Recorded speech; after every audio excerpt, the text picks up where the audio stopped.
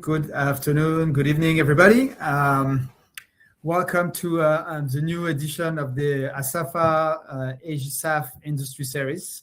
So today, a bit of a different time compared to what we are used to do, but we are very happy to welcome two guests from the US. Erin Edkamp, she's from GEVO, and she's a vice president for SAF and carbon solution. And we are also welcoming Jeff Daniels from Velocis. He's a senior commercial director. So we're going to introduce them a bit further, and they're going to deep dive more into their presentation. But before we move on to that one, we would like to give you a bit of updates and latest news for ASAFA, right? Because we had quite a heavy start of the year, to be honest.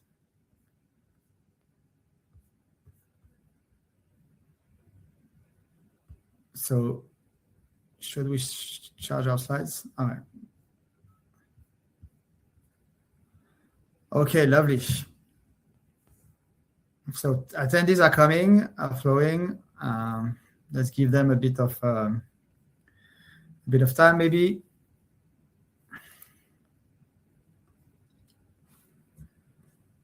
So we haven't changed. We're still a non-profit, the first and only non-profit association in promoting the adoption of SAF in Asia Pacific. So no news on this one. We're also still gathering the whole ecosystem, promoting a regional approach for SAF, so creating that regional market at minimum, so we can have a lot of exchanges both at the feedstock level, at the SAF level, at the financial level, and at the procurement level as well.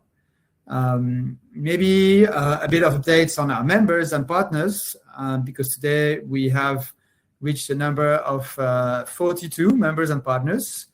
So in terms of latest editions, there we go. So we have Taiyo Oil, Standard & Poor's, Global Energy, Indemitsu, Bangchak from Thailand as well. Apical, Neste, Apical from Singapore, Neste, Finnish companies, but also with the biggest SAF refinery in the world at the moment in Singapore. Ether Fuel as well. And Sky Energy will move from an SME and startup tier to a silver tier because they've grown significantly. So they're joining us there. We also signed agreements with a non-profit association, Ayaga, which is a SAF association from China. Two ethanol producers from Thailand, TEMA, the Thai Ethanol Manufacturing Association, and TAA, which is a Tapioca Ethanol Association. And last but not least, we signed also a partnership with the biofuel platform, right? So, that's how we grow. Stay tuned because a lot more announcements are coming also in the coming weeks. But I think that's the exciting news for the beginning of the year. The team, we still have 10 people working together as part of SAFA. And if you don't know what to do with your free time, feel free to contact us, and we'll be happy to identify how you can support the development of the association as well, obviously. So the message as well, because if you know us for a while already, you know that we don't only talk, but we also very much in the action. So last year we bought 5.68 tons of SAF to decarbonize our operations, representing around 3% of our total revenues. And thanks to Sky Energy, who was the one providing that SAF credits. We can decarbonize our operation as much as possible, and we hope that we're going to decarbonize even more this year. So in terms of, sorry, it takes a bit of time. We are not in Singapore. We are in Vietnam this week. So Gabriel and I, we are in a hotel. So bear with us. The connection might be a bit hectic. So we have HEFA Industry Series. If you have followed the previous sessions, you know that they are also available on our website and on YouTube. So don't hesitate to listen to the previous one. But of course, today you're here because you want to listen to latest version of it with Jivo and Velocis. Last week for us was a busy week. We were also at the Singapore Air Show, so we organized 2 events. One of them is a tour of the Innovation Center of Neste. So we had 20 policymakers from Singapore, Indonesia, Philippines, Australia, and the UK visiting the Innovation Center, focusing on the feedstock development. And then the following day, we also had our Open Door Summit at the Singapore Air Show itself, with more than 60 people joining us and discussing about feedstock, sponsored by Airbus. About 10 people speaking from ICAO, Airbus, Apical, Standard & Poor's. I'm forgetting the names, but Neste, Fat Ops Energy, I'm sorry, and Argus Media, and I'm sure I'm forgetting anybody, but very interesting sessions on the different aspects of the feedstock for Asia Pacific and how we bring them for real and bankable. We're going to have soon, as part of our strategy, you know that we don't also address only experts from the SAF industry, but we also try to communicate with the public, with the governments, and so forth. So as part of those kind of communication and education, I would say, we're also going to have in March 2026 a session with the Outbound community, and we are trying to expand those kind of events to more in 2026. So if you're alumni of any organization, if you have supporting non-profit associations or whatever, don't hesitate to contact us. We'll be happy to explore how we can cooperate and educate public about the benefits of SAF and why is it important to decarbonize aviation. In busy agenda coming in April 2026. So this year, we are also a major partner of Argus Media for their biofuel event, Biofuel and Feedstock Asia Conference happening in Singapore. So we're expecting about 750 attendees, and we're going to be the major partner for the first day, which is going to be focusing on SAF. Last but not least, we also have launched already live our platform to register for the second Innovation and Policy Summit Thailand 2026, so IPS Thailand in Bangkok. Now we are going to change hotel because the hotel last year we were a bit short. We didn't have enough space, so we are moving into a bigger hotel. So please join us. There are opportunities for sponsoring, for speaking, and just for joining if you are interested. But the idea is to meet Thai and international stakeholders from the governments and also from the industry. So now, Gabriel, sorry, I spoke a bit too much. Floor is yours to introduce our two panelists and introduce the topic of the day. Oh, sorry, that's for the next one, but floor is yours. Yeah, just to close it. Also stay tuned next month with more speakers coming. We're going to have a Topso and a PSC to really talk about SAF here in Asia as well. So please sign up if you haven't done so and spread the word. I think we want to kick off with our first speaker today. We're really no strangers to Erin. She's been a big supporter of ASAFA since really last year. So really want to bring her on stage right now. Give me a second. And I'm truly excited to be here. And I think sometimes we say that and we don't necessarily mean it. Today, I really mean it. We have been very busy at Jivo working with Rystad Energy, who is a energy analytics company, to gather data, do a ton of analysis around how the SAF marketplace is taking shape. So that is the topic of the day. I'm going to provide a SAF market outlook and really thinking about this through the lens of helping all of you ASAFA members and Jivo prepare for success by having a really clear view to what we know about the future. Next slide, please, Gabriel. Okay. Thank you. No worries.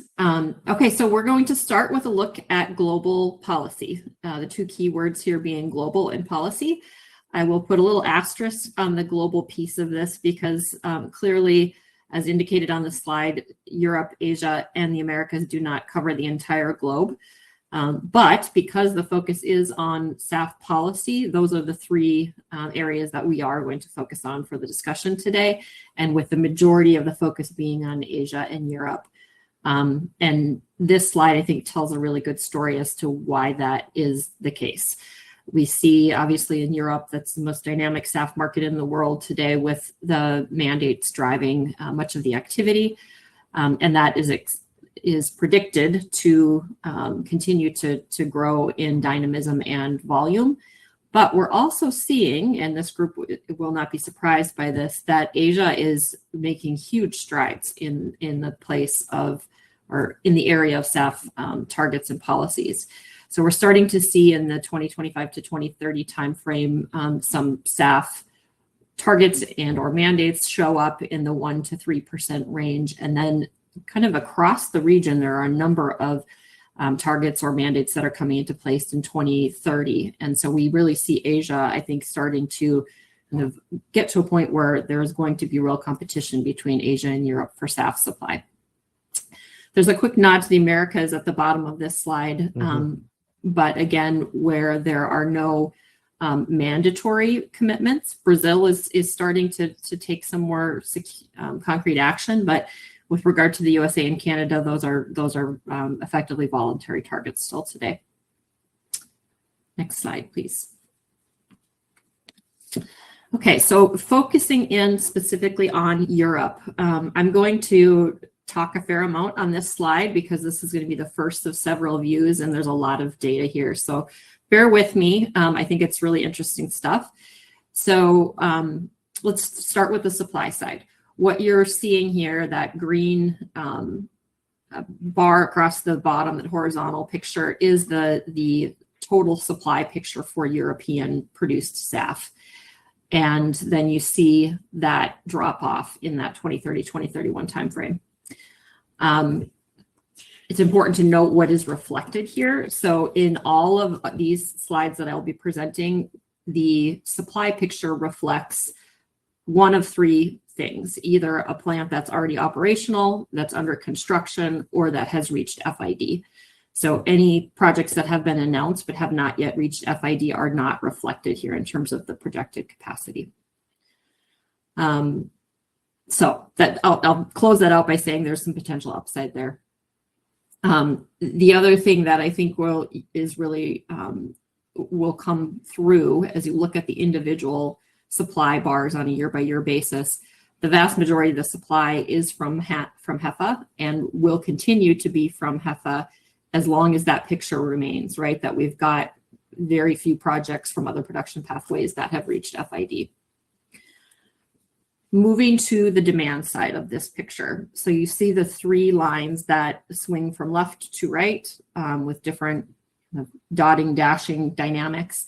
Those reflect a low at the bottom, base in the middle, and high demand scenario. Again, this is all data taken from Rystad, and they are accounting for mandates and policy targets as well as voluntary commitments by individual carriers. And so obviously there's wiggle room in this. It's really, really difficult to predict demand on a going forward basis, but we do have three well-informed scenarios reflected here. The supply surplus and deficit reflected in the green and red sections is reflective of that base case scenario, so the middle of the road scenario. Next slide, please. All right, so shifting to Asia here now. So again, the slide looks very similar, but refocus your brains on the Asian region. And so again, we have this picture of supply and demand. So what is Asia likely to produce, and what is the demand likely to look like? The picture looks very, very similar, right? You see a kind of a big stark drop off to the right side of the slide that starts in the 2030-ish timeframe. I will note that in Asia, this analysis indicates that we're likely to see the supply scenario shift to a deficit almost 2 years earlier than in Europe in that 2030 timeframe. So it's not too far away. That's Next a slide. very bullish. We'll talk about this later. Yeah. Okay. Okay, now looking at the combination of Europe and Asia together. So if you take the total predicted supply from Europe and Asia and versus the total demand, we get a picture that you would probably expect from the last two slides, which is kind of somewhere in the middle. We drop to a deficit scenario in late 2030. But effectively, I think that the takeaway here is that we're really reflecting what looks like a structural gap in supply, and it's a fairly extreme picture from 2030 going forward, and it is in large part this is a very reasonable, practical look at the future. Next slide, please. So this is taking that last slide, but really focusing in on from 2030 going forward, what does that supply deficit look like in 2030? It looks like we're basically at a net zero scenario, but then again, we see that drop off. This slide does help, I think, in putting this larger picture into context in terms of the volume of SAF deficit. So you'll see there we're dropping off to a 313,000 barrel per day deficit by 2035. Next slide, please. Okay, so again, I really want to present this information through the lens of what are the solutions to this scenario. If this all comes to bear, how do we think about solving it? And the solution is more production. And I want to have a reality check. So this timeline is a pretty typical timeline, regardless of what production pathway you're talking about. The timeline on the left, or the portions of the timeline on the left of the slide, are really for the newer innovation, newer technologies. But in almost any scenario, you're going to have a bench scale proof of concept phase moving to a demonstration scale. And then you've got this process of siting, designing, and engineering a facility, and then really critically securing your future offtake for that facility in order to get financing. So this is, again, nothing new to this group, but I think it's a piece that needs to be revisited, because the marketplace today, the financing marketplace, is telling us that as a developer of a new SAF facility, you need to have approximately 100% of the production capacity pre-sold. Once that happens, you've got another 6 months to a year, ideally, to get to final investment decision or financial investment decision, or FID. And then you've got a minimum of 3 years of construction, typically, until you get to a point where that plant is starting up. From startup to continuous operation, you've probably got another 6 months. Could be more, could be less. But again, this is a significant timeline. And while we have a lot of plants that around the globe that sit on that left side of this timeline, we really need to be focusing in on that last 3 or 4 years of this process. Next slide, please. Okay, so with that refresher of how long it takes to get to the point where you've got operational SAF plants, I want to really highlight the fact that we're talking about a need to get to FID on about 50 SAF plants between 2026 and 2027. Now, granted, obviously that depends on the total production capacity of those plants, but I'm using GEVO numbers. Our standard plant size is a 30 million gallon plant. So you need 50 30 million gallon plants in order to get to the point where we are addressing that supply deficit in the 2030 plus timeframe. Next slide, please. Okay. I'm going to pause here just for a quick second and let people digest, because I'm going to shift gears here a little bit and then I'll come back around. But that's a lot of data. I think, again, big picture, if we're being really practical about what is likely to be produced in Europe and Asia by 2030. And if the existing mandates and targets hold true, we are going to be in a deficit position. And so there is a need to take action soon. There are more components to this picture that we need to account for. So starting with this slide, this is really a focus on how SAF compliance penalties or non-compliance penalties are likely to play into supply and economics globally. And so again, there's a lot of information here, but I think the big takeaway is that we've got today penalties that range from $1,800 to $7,500 per ton of failure to deliver a SAF mandate or requirement. And those are substantial dollar amounts, right? If you look to the right of this slide, in the case of the EU and South Korea, those penalties are determined by the predominant cost of SAF or the average cost of SAF in the compliance year. And so to the extent that the cost of SAF goes up, which is a very possible, some would say real likelihood, you're going to see those penalties go up even higher.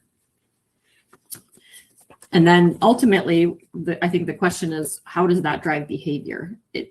We do get into a scenario in little corners of this marketplace where the willingness to pay is going to determine where the SAF goes, and it does influence the larger economics. Next slide, please.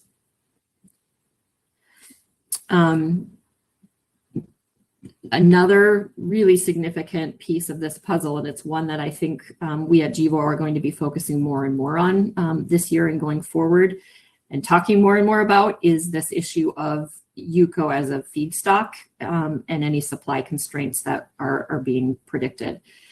So the slide on the graphic on the right reflects that by the time we get to 2035, we're seeing a substantial flip in that UCO supply is not going to be able to meet the HEFA production demand. And this particular view does not even reflect other market demands for UCO. Next slide, please. So this slide, I think, is a really, really compelling one in that it tells that story in a much clearer view. So the orange band across the bottom indicates the HEFA demand for UCO as a feedstock. And then the two grayish bands above indicate the market demand for ground fuel applications and for marine applications. So when you think about how this all plays out, right, there's a huge impact that policy ultimately has on where these products go. And we know this from the case in the United States today. If you can produce renewable diesel or you can produce SAF and you get the same tax credit for the two, renewable diesel is a lower cost product to produce. And so that is the product that's likely to come off. That's from an incentive perspective. Obviously, there's a mandatory perspective as well that's going to influence those dynamics. Next slide, please. So this is another part of that picture. So this is a global view to all of the production capacity today, SAF production capacity, with all of those green dots reflecting HEFA production. So not surprisingly, that is the vast majority, 90+% of what is being produced today and what we expect to be produced for the foreseeable future. And these plants have optionality. Today, many of them are producing HVO and SAF. And as those market dynamics change, again, sometimes due to policy, sometimes for other reasons, they can flip that switch and produce more of one or none of one or the other, right? In addition, bio-naphtha as a product, a co-product that's coming off of these plants, and the market dynamics around bio-naphtha also influence these dynamics. So yes, we've got a good amount of production capacity here, but there is competition for the products that are coming off of those plants, and it's not always going to be SAF. Next slide, please. The next couple of slides are another component of the landscape here that I just wanted to flag. You're not going to see the impact of this so much on the macro dynamic. I did call this out a little bit in the how the penalties are calculated, but this is more just a kind of eyes wide open. So we've got the question of the volume of UCO that's available, but then there's also the issue of what the market price is doing and why. So again, you see here that there's a significant amount of volatility in the UCO prices, and where you see some of those significant dips and spikes, those are typically determined by government policy. And so you have things like historically the Indonesian UCO export ban that caused a big spike, and much more recently when China removed the UCO export tax rebate, we see a little bit of an uptick as well in price there. Next slide, please. This is just a more isolated view of the impact on the Chinese policy in the last year on prices, but also just to call out where we are today. So we're sitting at $1,000 to $1,100 per metric ton of UCO as a feedstock for HEFA. Next slide, please.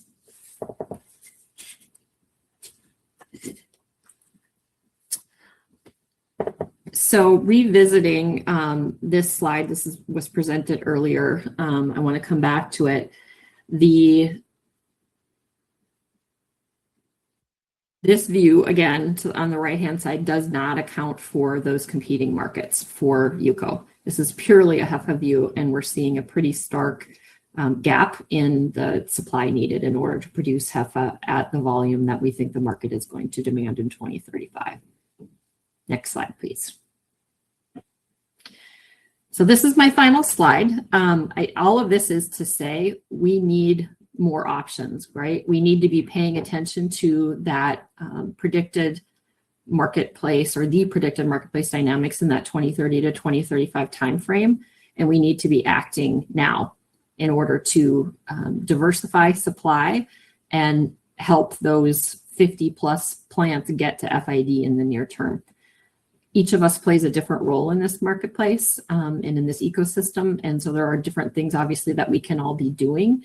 But as a producer, we are laser focused on how we get our product pre-sold, get to FID, build plants, not just in the United States, but all over the world, including Asia. And so we very much appreciate the opportunity to work with partners in the space to get that done. And that's it for me.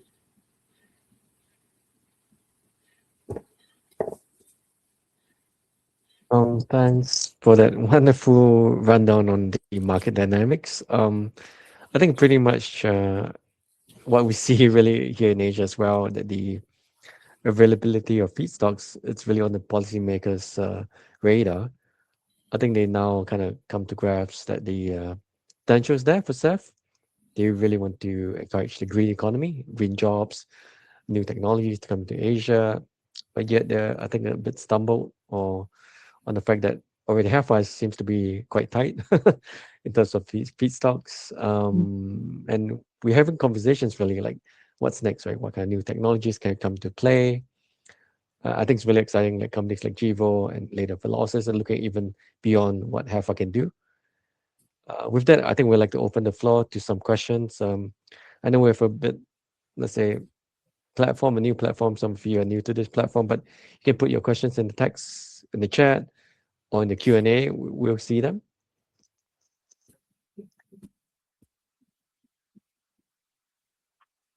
Okay. Encouraging, no, extremely clear and helpful. Thanks. Certainly, we want to hear from you as well. If you have any questions, right? I think it's so fascinating. I mean, if we want to look at just aviation, then maritime, which is, I would say, desperately needing some direction in terms of IMO, the way forward, then all these feedstocks, low carbon feedstocks, could be used up quite quickly. I think your projections are even probably quite conservative. Yeah. Well, and I think that's where there are a few different kind of key takeaways in my mind. So to the extent that we've got feedstock limitations for HEFA production, my brain immediately then goes to what are the other production pathways? What is the feedstock availability and robustness and maturity of those marketplaces? And how do we ultimately ensure the sustainability, right, of the feedstock and then ultimately the fuel all the way through the value chain? And that's something I know ASAFA is very focused on and having a lot of those conversations with policymakers. Something we at GEVO are also very focused on and active in trying to drive those conversations. And then the other part of this, again, I just want to come back to the take-home message of the time to act is now, right? We need to figure out this. If we as a global SAF ecosystem really believe and need this SAF future to come to fruition, we have to be taking these steps now. We can't look at the current dynamics and assume that we're going to be in a similar place in 3 to 5 years. It just won't be the case. We need to be taking firm action to make it all happen and bring that future to bear. Truly, and I think we're all working towards the same direction. We do have one question coming in. It's a tricky one. I'll read it out. Do you see the price of eSAF coming down? And when is it going to be a real alternative to current technologies like HEFA or other SAF pathways before mandates in eSAF? I think it's talking about Europe, 2030 kicks in, yeah?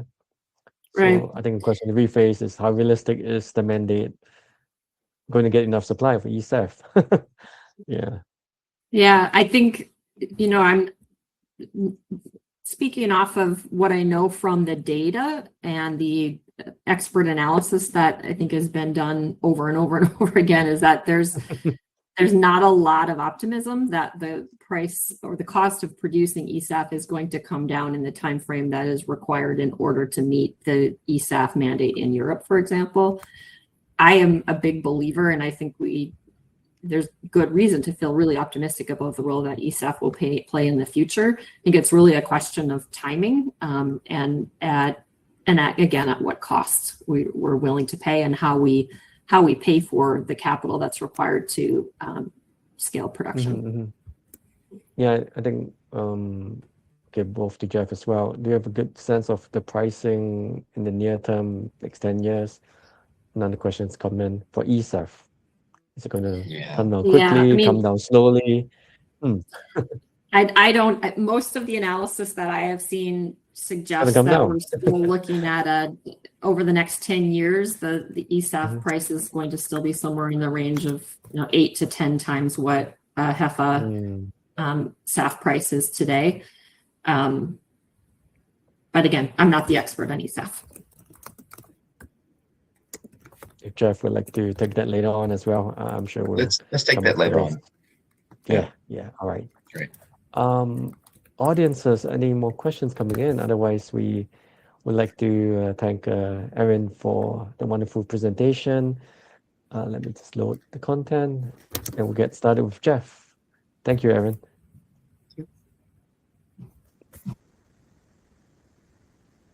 Oops, sorry, wrong one. Oops, see. Thank you. All right. Okay, great. So, hello, everybody. I'm Jeff McDaniel. I'm Senior Commercial Director for Velocys, and I'm thrilled to have this chance to speak with you this evening or my morning. And I'm also really happy to have been able to follow Erin. I get to interact with her on a number of panels and collaborations, and she always provides such insightful thoughts, well-grounded basis. And so my slide starts with a few comments on the market, but I'm going to skip over those really quickly. I would say that Velocys, has a very similar view of both the overall SAF market opportunity and specifically the SAF market opportunity in Asia. And that's part of the reason why we are a member of ASAFA, and as you'll see later, very active in the region because we see the promise here. So with that, let's dig in. So next slide. Yeah, so here's the outline for what I'll step through. as I mentioned, I'll walk briefly, very quickly through the slides that I have on the market itself.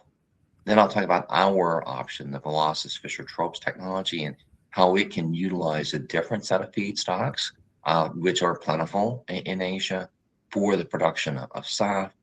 And I'll give a case study, which was what we call the India landfill gas demonstration facility.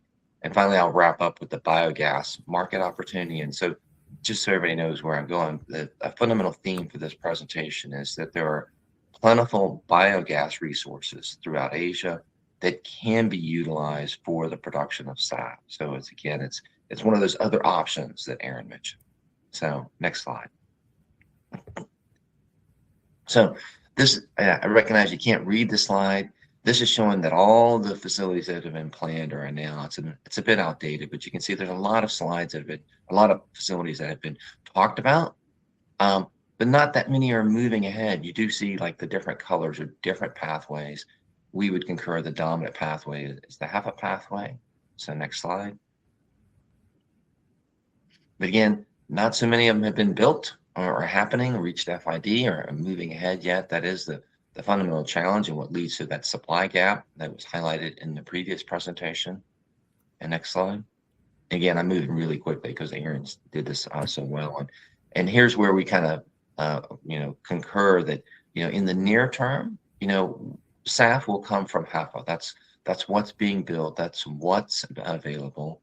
It's because HEFA projects, have an acceptable technology risk, and they can be profitable. Not always profitable, especially if the UCO prices go up a lot, but they can be profitable. We would concur there is competition from these projects in terms of, do they go to the SAFA market, or do they go to the road transportation market? But as we go to the next slide, what we see is this is going to change. And one of the options for change is the FT pathway. And the way I would characterize it broadly, if we move on from HEFA, you have two, should we say, sets of options.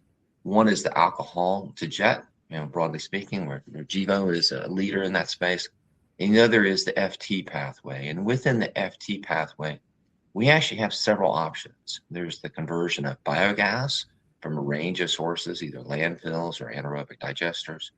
There's conversion of solid waste materials, whether it's actually municipal waste, tree, trimmings, tree residues, and other hard materials. They go through a gasification step, or we were talking about the e-fuels or power to liquid space.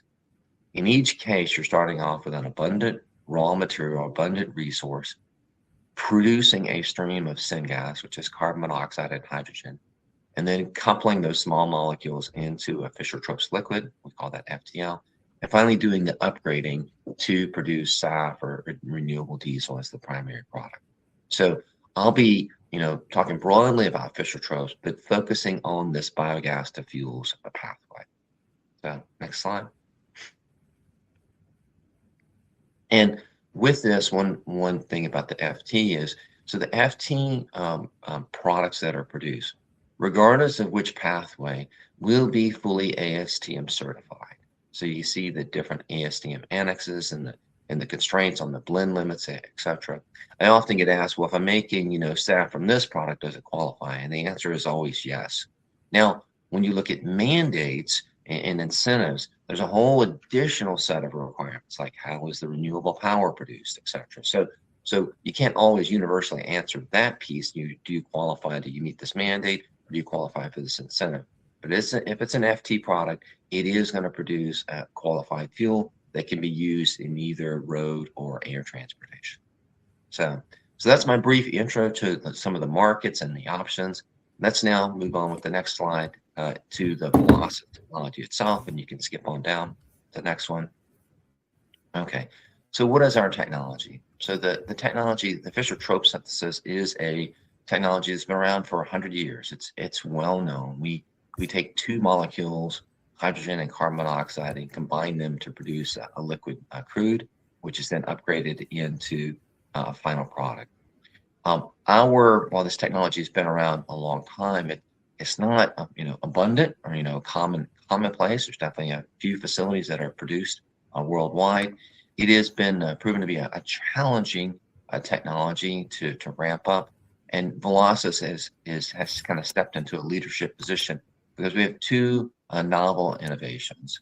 The first is a very active catalyst. As I'll show, our active is roughly 5 to 10 times more active than the other options that are available today. And second, it's a high-performing reactor, one that can do a great job of removing the heat from this exothermic reaction and controlling it really well, so we can control this reaction and keep it in a sweet spot and really drive its productivity. And I would also say this reactors, they're much more compact, and thus makes it much better, well-suited for what we anticipate will be more distributed, more diverse SAF production facilities, as opposed to mega production facilities. Okay, next slide. Okay, so what does it look like?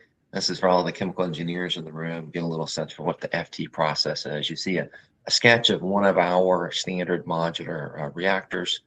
We will bring in syngas out of it. Now, for our reactor, we'll typically get around a 70% per pass conversion, which is actually much higher than the industry standards. But so we'll need to separate that unconverted gas out and then recirculate it back around. You see a compressor on top.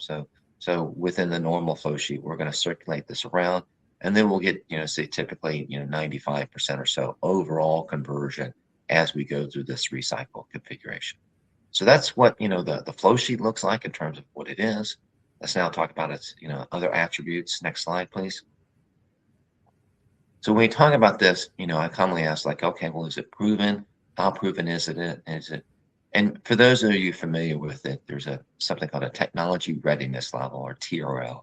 And if it's a TRL 9, that means it's fully proven. It's out there everywhere, multiple facilities running for a long time. And we're right at the cusp of that. We have operated for, actually, I'm part of the founding team. We've been at this for 20 plus years. And so we have been working through labs, multiple pilot demonstrations you'll see, in a commercial facility.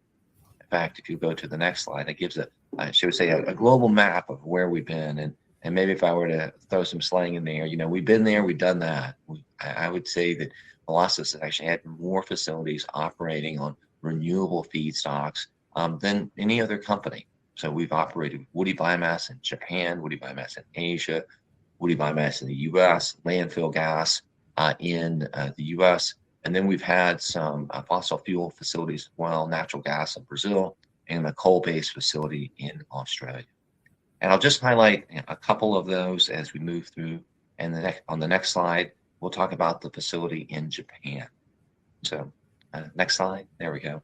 Yeah, so in Japan, we were delighted to be selected by Toyo Engineering for a NATO-funded project. NATO is the government, one of the energy government research organization within Japan.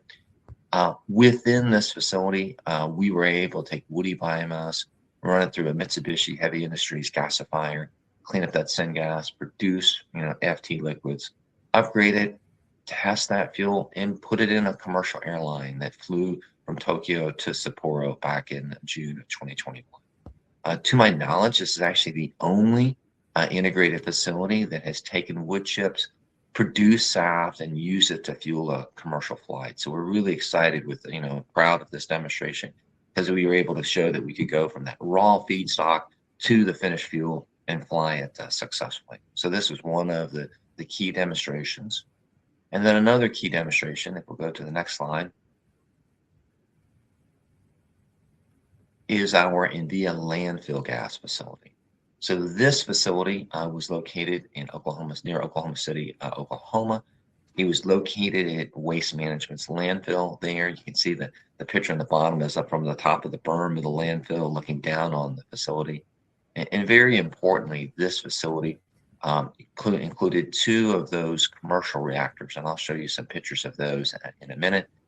And we were able to operate them for an extended period of time. So we had thousands of hours of production across those facilities.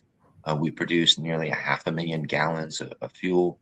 That fuel, was qualified and sold for road diesel, and also qualified for what is known as the RIN credits here in the U.S. So it was, and the feedstocks, as you see, was predominantly landfill gas. We didn't have quite as much landfill gas as we really wanted to run the facility, so we did supplement that with a little bit of natural gas to balance it out. So that's a snapshot of what the picture looked like, what the facility looked like. Now let's go to the next slide, talk a little bit about the timeline and give you a layout for what the facility really looked like. So this gives you a configuration, a timeline of what the facility, how it operated, and what we did.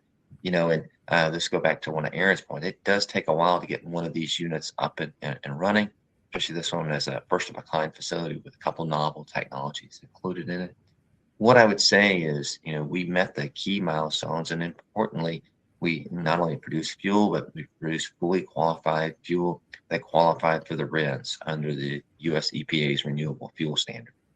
Again, as far as another milestone, I think this is the only facility that's ever, produced Fischer-Tropsch diesel and qualified for RINs. So we've shown the ability to not only have our reactors perform in the operating range that they needed to, but to produce the fuel that met all the standards and qualified for the various credits. So just a few more snapshots of what this facility was as we start to think about it. You can scroll down to the next slide. So this is the layout for the facility and what it looked like from the top view. And again, this one we're talking about landfill gas. The configuration would have been very similar if it had been for an anaerobic digester gas, which we will be focusing on. I will highlight one element on this picture. If you look at where it says LFG landfill conditioning unit, so that's the where it's treating the gas and separating the CO2. This is an older facility. It used a steam methane reformer, SMR, and we had to remove most of that CO2 before feeding it into the SMR. I'll come back to that point in a little bit, but you see that between the gas conditioning SMR, it's a very substantial portion of the facility, and then you see the FT or Fischer-Tropsch island there to the right where our reactors were located. Okay, next slide. Okay, so I mentioned before, there's 2 of our FT reactors in this facility. There are those reactors themselves. As I'll talk through, we definitely believe for smaller scale facilities, a modular approach can reduce construction timelines and reduce overall investment. So what's one of the key features of our reactors is they're well suited to be included in modules and moved in either truck-based or ship-based modules for delivery to the site and installation. So just to wrap up a couple of data points in terms of this slide or this facility, we'll go to the next slide. Great. So a lot of data here, and just everybody knows we'll distribute these slides afterwards so you can dig into some details. And if folks have questions, I can get to them at the end or gladly take them on later on as a follow-up exercise. Kind of the key point here is that when we operated the facility, we had it subsequently evaluated by an independent engineer, a firm called Leidos, and they looked at, well, what were we planning to achieve versus what we actually achieved? And for the key parameters like the CO conversion, the ability to handle a fairly dilute syngas with 38% inerts, the ability to hit the various performance targets, we checked the boxes. And so that's really, kind of the key point is that we were able to operate for thousands of hours with commercial scale units and meet the required performance targets. And then if we'll go to one final slide and the next slide, and we produce a lot of fuel. As I look at this slide, there's different FT facilities that have been out there. But like I said, when it comes to actually using renewable feedstock, I think Velocys has produced more renewable FT than any other company in the world. We've actually taken, these feedstocks and produced them. We're by far not the biggest player in the industry, but they're ones who have been most focused in this space and actually been able to make it happen. So we're extremely proud of what we accomplished in India. And we think it lays a great foundation for being able to support biogas facilities going forward. So let's wrap up with the last section here. Next slide. Great. So we're really thrilled to see some. We've had a really great year last year. And when they were set, I'll highlight a few of the announcements and collaborations and partnerships, and this is one of the big ones. So we are working with Morimatsu, a Japanese headquartered, Asia-based specialty equipment and module fabricator. They will be producing our reactors, and they give us the ability to deliver fully integrated modules for the FT island. And that's how we're moving ahead with our initial commercial projects. So in addition to this partnership, we'll go to the next slide. We We have a couple other collaborations last year that we announced in Asia. One of them was another project with Toyo Engineering. They have a follow-up project that is being supported by NATO, and it's really looking how they optimize SAF production for Japan, looking at different feedstocks, specifically MSW and woody biomass. You know, I would say there's no silver bullet for every country and for every circumstance. It's really a factor like, well, what feedstock do you have in abundance? What are the key requirements? You know, what is your renewable power base? You know, we see different solutions being, you know, optimal for different locations. And that's part of what the work Toyo is doing there with Japan, is finding what's the best solution for them. We were also excited to announce a collaboration with Sekisui. They have an advanced partnership for converting CO2 into CO. It's an alternative to the reverse water gas shift side. This would be a collaboration in that e-fuel space that we talked about. So, next slide. And this is the last slide. I'll talk about the collaboration before I get into the details of the biogas space. So there's two areas that we can announce, and then there will be two more that we can't quite announce yet. I hope to do so soon. The two that we can announce are Alt Alto and Syzygy. Alt Alto is an MSW gasification project in the UK. We lead that effort. They have restructured that project and are moving ahead with with the site and the other engineering activities for that project. And then the one that I'm going to highlight here is actually our work with Syzygy. So Syzygy is a company that has developed a novel reformer that's really well suited for biogas. And it's well suited for biogas because it can reform both the biogenic CO2 and the biogenic methane that you find in those streams. So let's talk a little bit about the biogas market, and specifically this lead project in Uruguay. So next slide. So as I mentioned earlier, there's several different pathways for Fischer-Tropsch into SAF. So we're bullish about each of those. We see different fits for different ones. For the biogas space, though, we do see this one as a promising one. And excuse me, I got a little bit of a scratchy throat this morning. And we do see the potentials, especially when you have a novel reformer, of being able to reduce that cost, to getting close to parity for the HEFA process.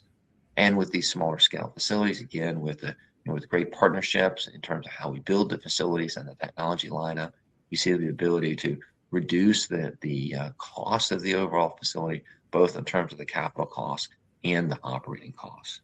And with that is not only do we see the ability to reduce the cost, or part of that, but if we'll skip down, next slide. We'll see a pathway for being able to make it happen. So this is the pathway that Syzygy is using for their first facility. They call it the NovaSAF 1. And a key point is that they can take the raw biogas.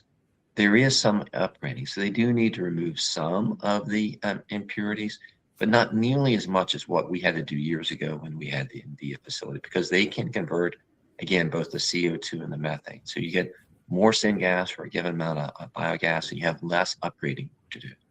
Once you have that, then it'll go through, and we were thrilled to be selected as our FT partner. We will convert that syngas into the Fischer-Tropsch liquid, and then we'll upgrade it.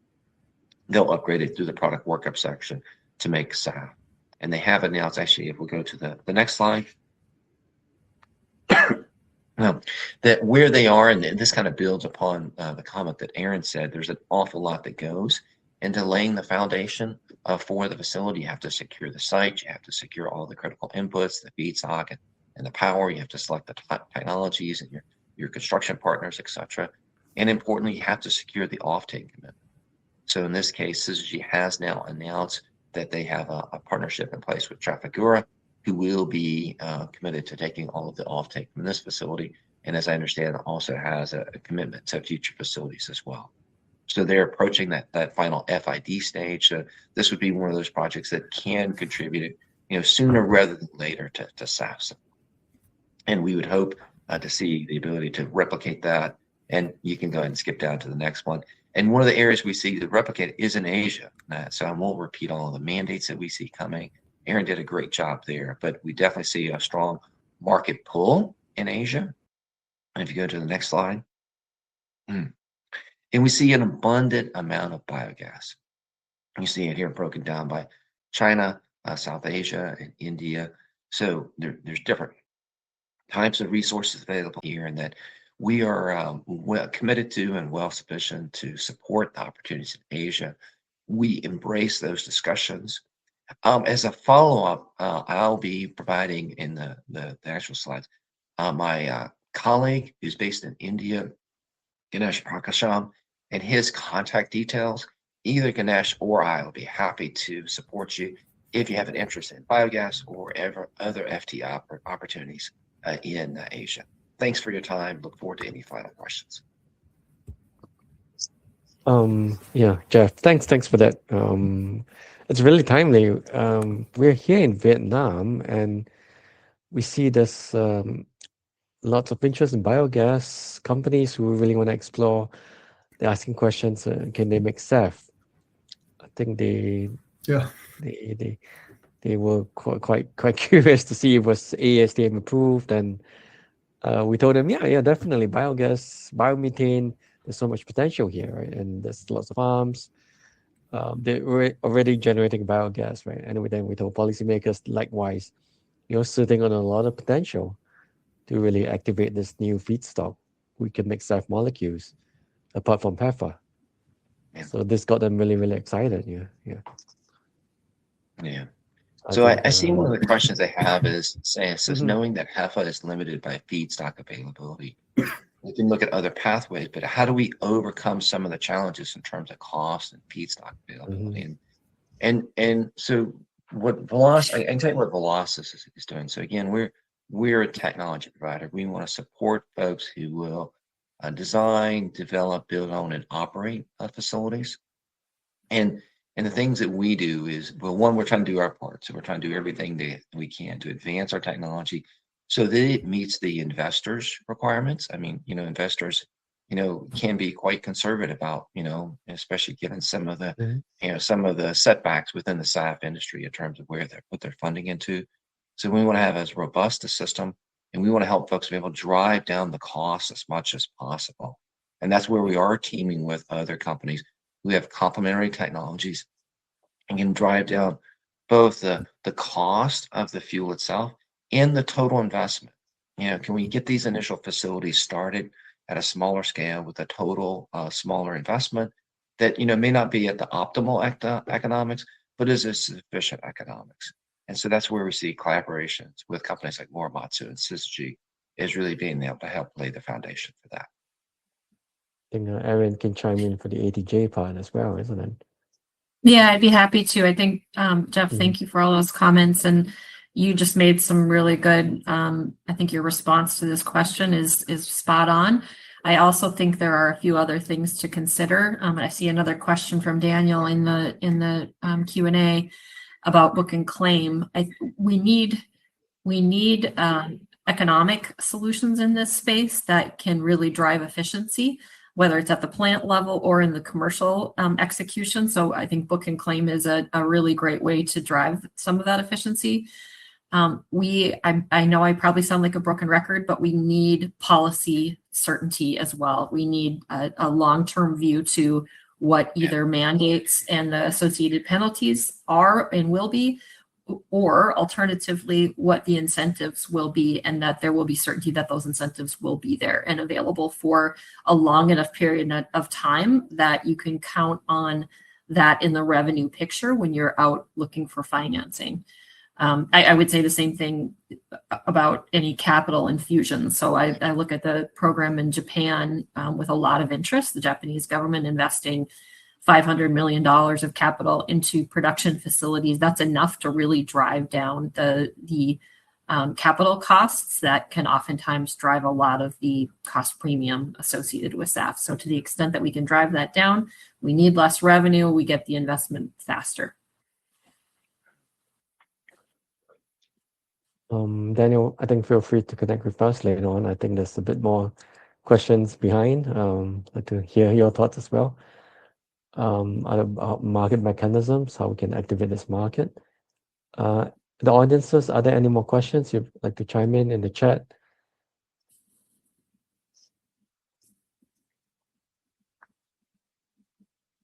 Fabrice, anything else you might have seen from the audiences?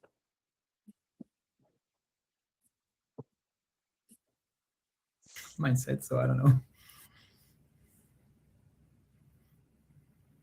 Okay, then we really like to round up tonight's webinar for February. It's a very important month for much of Asia. We're celebrating Lunar New Year in one way or the other. We'll be going for a long break. But again, we'd like to thank our speakers, Evan and Jeff, for their really deep insights. I think they're always available. I think both Jiva and Velocis offer very new advanced technologies for aspiring companies out there to work in the SAF market. And always, Asafa will, I guess, be putting more updates on our LinkedIn platforms. And if you already haven't been a member, here's the link here. You can follow our web LinkedIn page. And without further ado, I think good evening and good day for the rest of you. So thank you, everyone. Yep. Thanks all. Everyone. Bye. Thank Bye. you. Talk soon. All right. Bye. Okay, bye-bye.